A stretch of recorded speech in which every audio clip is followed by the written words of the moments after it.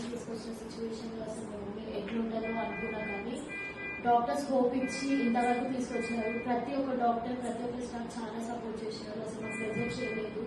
మేము అనుకున్నంత అసలు మేము అంత అనుకోలేదు అసలు ఇంత వరకు వస్తారు అనేసి, కానీ మాకు ఒక హోప్ ఇచ్చి ఇంతవరకు తీసుకొచ్చినారు. మాకు నర్సులైనా, మెడికల్ షాప్ అన్న అయినా, రాజేష్ అన్న అయినా అందరూ బాగా సపోర్ట్ చేసినారు. ఈవెన్ అవినాష్ అన్న అయితే మాతో నించొని ఇంతవరకు తీసుకొని వచ్చిండు. చాలా థ్యాంక్స్. మాకు బిల్ కూడా చాలా తక్కువ చేసిండు, ప్రెజర్ అసలు లేదు. థ్యాంక్స్ అండి. అసలు మేము మళ్ళీ రిటర్న్ తీసుకెళ్తాం అనుకోలేదు. అసలు పొజిషన్ చాలా క్రిటికల్గా ఉండే, కానీ వాళ్ళు ఎంతో కష్టపడి సేవ్ చేసింది మా అక్కను. ఈరోజు మేము తీసుకుపోతున్నాం. మాకు మనీ ప్రాబ్లం ఉన్నా కూడా వాళ్ళు చాలా సేవ్ చేసి చాలా టైం ఇచ్చింది మాకు, తక్కువ చేసిన బిల్లు. అందరికీ మేము మర్చిపోలేని రుణపడి ఉన్నామండి. అందరికీ పేరు పేరున థ్యాంక్స్. సన్ఫ్లవర్ హాస్పిటల్ బెస్ట్ అండి.